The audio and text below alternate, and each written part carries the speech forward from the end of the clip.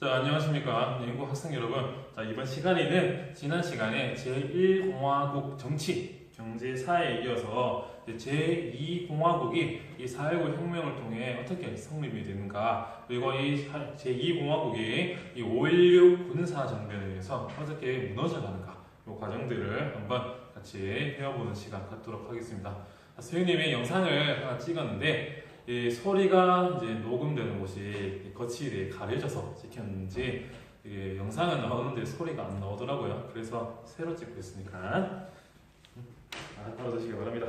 어쨌든 이번에 여기 메인 타이틀이 있듯이 4.19 혁명이 일어나다, 362페이지에서 364페이지 요거 한번 보면 되겠습니다. 여기 362페이지 4.19 혁명이 일어나다 생각을 여는 이야기 보면 시위에 참여한 수송초등학교 학생들이 이제 시위를 하고 있는데, 부모 형제에게 총구리를 대지 마라 플래카드로 초등학생까지 4.19 혁명에 참여하는 그런 모습이 있거든요. 그에 따라 4.19 혁명이 어떻게 진행되는지 배경부터 해서 다시 보도록 할게요. 자, 먼저 제4대 대통령 선거 60명 열리게 되는데, 아마 지난 시간에 정치사 부분에서 여기까지 배웠을 겁니다. 자유당에는 대통령 후보에 이승만, 부통령이 이기붕, 민주당에는 조병옥, 장면 이렇게 출마하게 됐는데, 그때 설명했듯이 조병옥 후보가 선거운동 중간에 갑자기 사망을 하게 되는 그런 일이 발생하게 되거든요. 그에 따라 단일력 후보가 되어버린 이승만 전 대통령님의 거의 당선이 또 기정사실화되는 상황이었지만, 86세라는 고령에 나이셨기 때문에 임기 중에 갑자기 사망을 하시게 되면 부통령이 대통령이 되므로, 그 이전에 신익기 후보가 사망을 하고 장면이 부통령이 됐듯이 여기도 조병옥 후보가 사망을 했기 때문에 장면이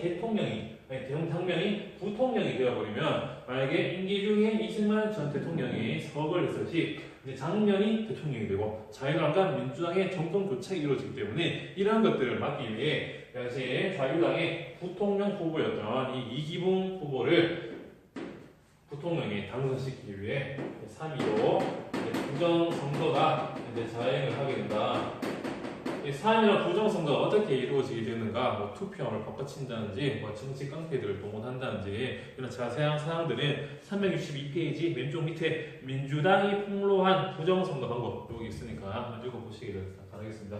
이에 따라 3.15 부정선거를 배경으로 해가지고 2000년에 4.19 혁명이 이제 일어나게 됩니다. 이 과정을 보면 먼저 마산 이런 등지에서 3.15 부정선거를 규탄하는 시위가 일어나게 되거든요. 이 과정 속에서 경찰이 최루탄을 쏘고 한다든지 그런 시위를 진압을 하는 그런 모습이 있었는데, 근데 당시 시위를 하다가 이 김주열이라고 하는 고등학생이 갑자기 실종되게 되거든요. 근데 며칠 뒤에 또 마산 앞바다에서 이 김주열 학생의 시신이 이제 둥둥 떠오르게 해서 발견되는 그런 상황이 발생을 하게 됩니다. 어떻게 될 것이냐? 당시 시위를 진압을 하다가 이제 경찰들이 최루탄을 쏘요. 최루탄을 뻥 쏘는데, 최루탄의 연기를 맡으면 정말 눈물, 콧물, 입에서 침 다 나옵니다. 근데 세영이도 이 비슷한 경험을 한 적이 있거든요. 세영이 군대를 이제 신병교육대 때 이제 빨간 모자 쓰는 조교로 이제 활동을 했었는데, 거기서 세영이 이미 훈련병 때 화생방 교육을 받게 됐고, 또 이제 조교가 돼가지고 훈련병들 오면 이제 CS 캡슐 까가지고 연기를 내서 훈련병들 막 울게 하는 그런 걸 했는데, 연기 잘못 맞는 순간 정말 눈 따갑고 눈물, 코에서 콧물, 입에서 침, 완전 구멍 뚫린 곳에서는 다 물이 나오거든요. 이런 걸 이렇게 봤었는데, 어쨌든 요 최루탄을 진압용으로 쓰는데, 최루탄 쏠 때 하늘 위로, 공중 위로 최루탄을 쏴서 최루탄이 쑥 떨어지면 연기가 푹 퍼지면서 시위대가 도망가게 되거든요. 근데 경찰이 너무 당황한 나머지 최루탄을 위로 쏜 게 아니라 바로 정면으로 쏘아버린 바람에 최루탄을 김주일 학생이 맞고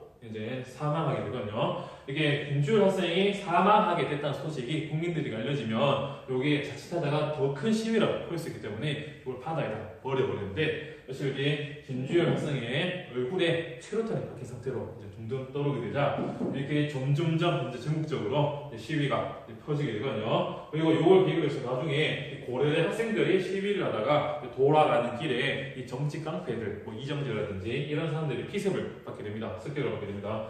이걸 계기로 해서 이제 4.19 혁명이 전국적으로 퍼지게 되고, 이에 따라 시위대한테 발포를 한다든지 아니면 군대가 치안을 이제 담당할 수 있고 할 수 있는 계엄령을 선포한다든지 이런 게 있지만 이 대학 교수단이 4월 25일 날 시국 선언을 하게 됩니다. 당시 대학 교수라고 하면 정말 우리나라에서 최고의 지식인들이거든요. 이 지식인들이 당시 정부에 등을 돌렸다. 이거는 거의 1공화국이 거의 망했다. 요거와 똑같습니다.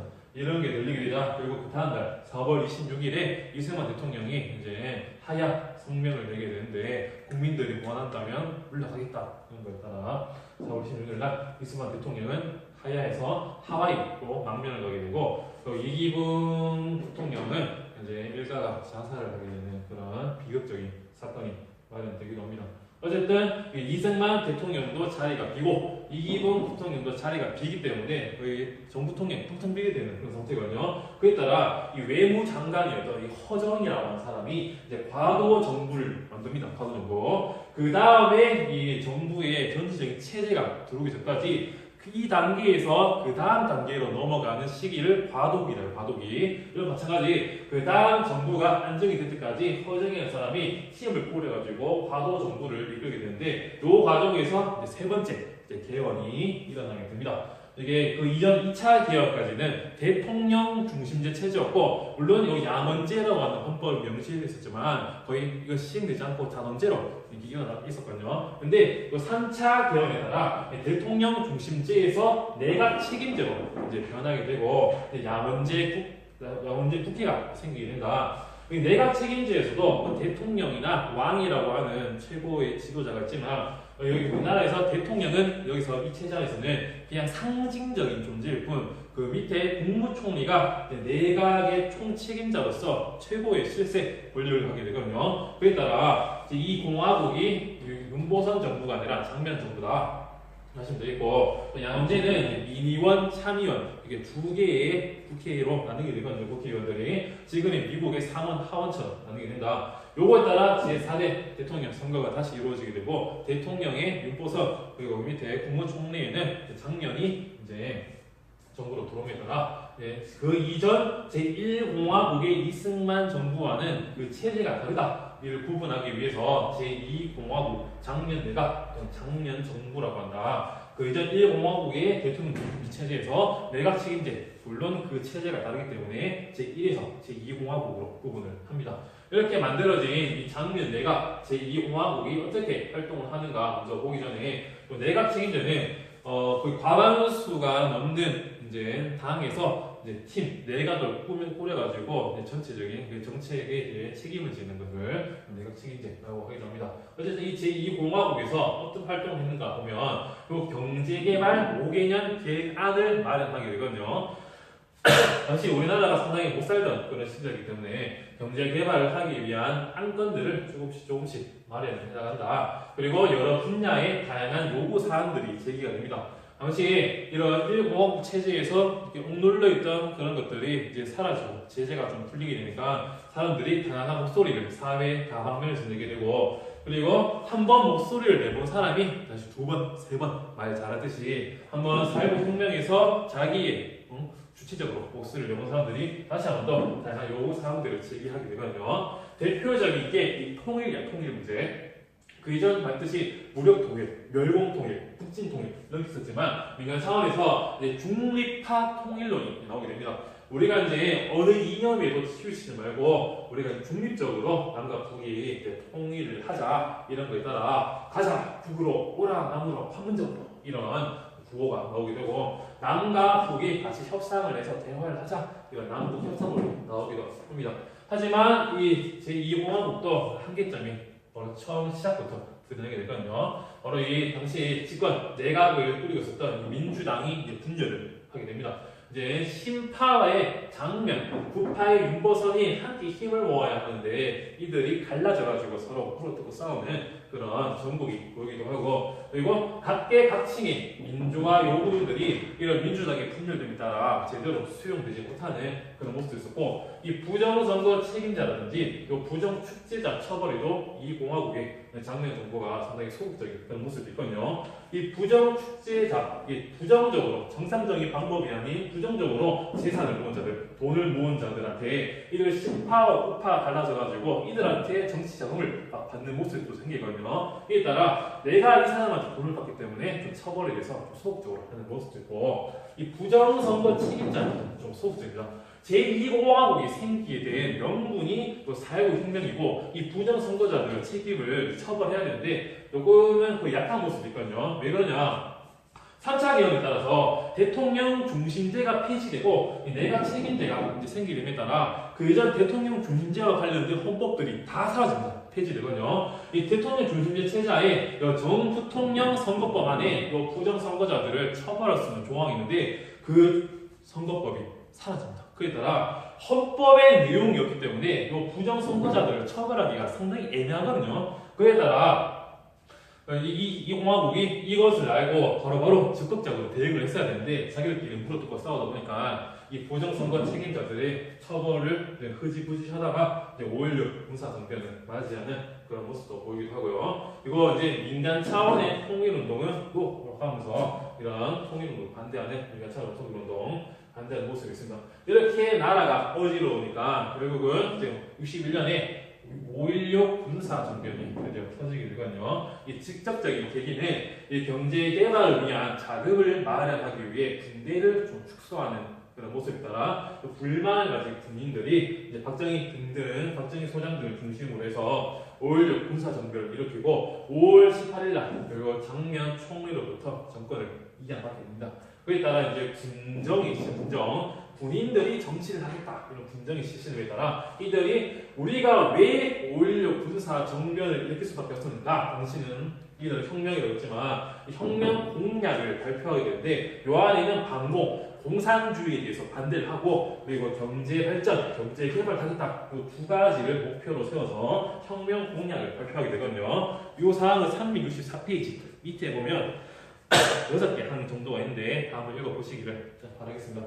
이들이 군정을 실시하면서 어떤 정책을 펼쳤는가 활동들을 보면 정치, 경제, 사회 나와서 볼게요. 정치적인 면에서는 바로 이 국가 재건 최고 회의를 이제 만들게 됩니다. 이제 5.16 군사 정변을 일으켰을 때 이제 군사혁명위원회라고 하는 그런 단체, 그런 기관을 만들게 되는데 이들이 이제 장면 총리로부터 정권을 이어받은 뒤에 이 군사혁명위원회를 국가 재건 최고 회의로 개칭을 해서 이걸 중심으로 해서 정책을 펼쳐나가거든요. 이런 그대로 국가가 지금 무너져 있다. 그래서 국가를 재건하기 위한, 다시 세우기 위한 최고회의 기구다. 이런 뜻에 따라 여기에 입법, 사법, 행정, 상권이 모두 다 집중이 돼가지고 정책들을 펼쳐나간다. 그리고 현재의 국정원에 해당하는 중앙정보부를 설치해서 약간 감시하고 탄압을 하는 그런 모습도 있고, 정치활동정화법이라는 법을 제정해서 상당히 부정적인 놈들이라든지 아니면 분당에 반대하는 세력들의 정치 활동을 이제 금지시켜버리는 일부 정치인들을 모습도 있으며 정당 및 사회단체도 일부 해산시켜버리는 그런 모습도 있다.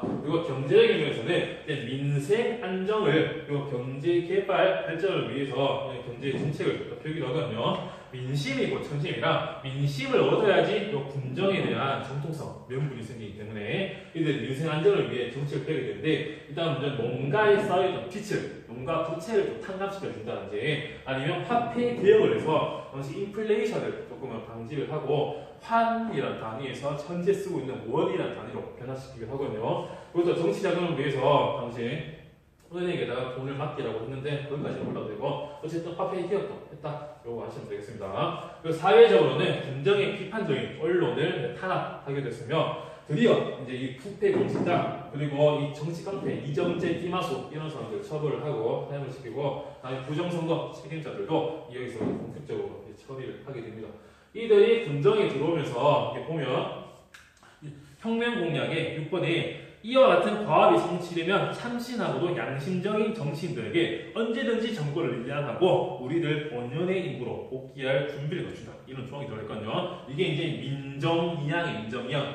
군인이 정치장이 아니라 민간인이 정치하도록 정권을 이양 넘겨주겠다 이런 거를 이제 나타내게 되는데 그것을 위해서 이제 5차 개헌, 이제 5번째 개헌을 하거든요. 4차 개헌은 제2공화국 때 소득유법 개헌이라고 이제 이 부정선거 책임자들을 처벌하려고 하다가 부지부지 되고 5.18차 정부를 받는 게 4차 개헌이 있는데 거기까지 올라가도 되고 5차 개헌에서는 이제 대통령 중심제, 내각 책임제에서 다시 대통령이 으뜸이 되는 대통령 중심제로 바뀌고 또 민의원, 참의원, 양원제에서 이제 한 개 당원제로 바뀌고 대통령 임기는 4년에 1회 중임 딱 2번까지 할 수 있는 그런 5차 개헌이 이루어짐에 따라 다음에 박정희가 이제 군복을 벗고 민간인 자격으로 출마를 하거든요. 그다음 5대 대통령 선거에 윤보선과 이제 윤보선 전 대통령과 접선을 벌이다가 이제 박정희 대통령이 당선이 되고 제3공화국으로 시작을 하게 된다. 내각 책임제의 이 공화국과 이 대통령 중심제의 단원제의 그 박정희 정부는 다르다. 그에 따라 3공화국